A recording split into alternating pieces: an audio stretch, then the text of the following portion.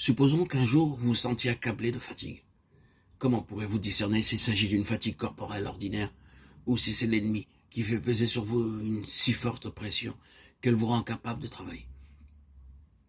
La manière d'agir dans ce cas est simple. Il faut bien se mettre dans l'esprit que c'est notre volonté qui est le facteur décisif, par la faculté qu'elle a de pouvoir choisir. Par conséquent, exprimez-vous en ces termes. Si cette fatigue est l'œuvre de l'ennemi, je la refuse. Mais si elle provient de causes naturelles et que j'ai vraiment besoin de repos, je l'accepte. Maintenant, Seigneur, montre-moi clairement ce qu'il en est. Vous ferez l'expérience alors que si c'est l'ennemi qui vous accable, la fatigue disparaîtra par le fait de votre attitude de résistance à Satan. Alors que vous croyez absolument incapable de continuer votre travail, vous découvrez bientôt que vous êtes dans les meilleures conditions pour vous en occuper.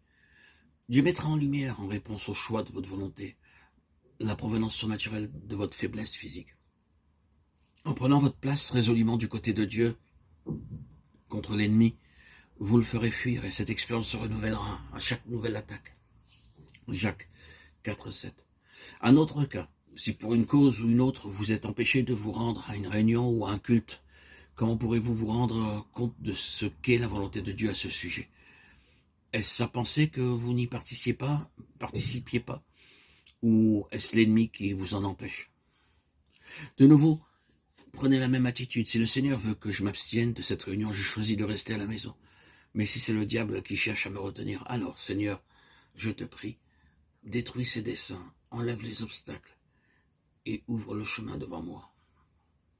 Je le répète donc, éprouvez donc toutes choses et précisez quel est votre choix à l'égard de toutes les circonstances qui se présentent à vous, comptant que le sang de l'agneau vous assure une parfaite victoire. Apocalypse 12, 11. Dans ce domaine du combat spirituel, l'enfant de Dieu a besoin de recevoir un sens aiguisé de discernement, et Dieu le donne en réponse à la prière. Mais laissez toujours à Dieu le temps d'agir pour vous. Quand vous passez par des temps d'incertitude, attendez. Si vous avez des doutes concernant la conduite à tenir, prenez comme règle absolue d'attendre. Ne forcez rien. Si vous sentez dans votre esprit que quelque chose vous retient d'entreprendre une action quelconque, attendez d'être parfaitement au clair et n'allez pas à l'encontre de ce sentiment intérieur. Refusez de vous laisser entraîner à prendre des décisions hâtives, incertaines et douteuses. N'écrivez pas votre lettre avant d'être tout à fait au clair. Ne vaut-il pas mieux passer pour être peu courtois que d'agir sans avoir l'assurance d'être dans la volonté de Dieu? En un mot, veillez et priez.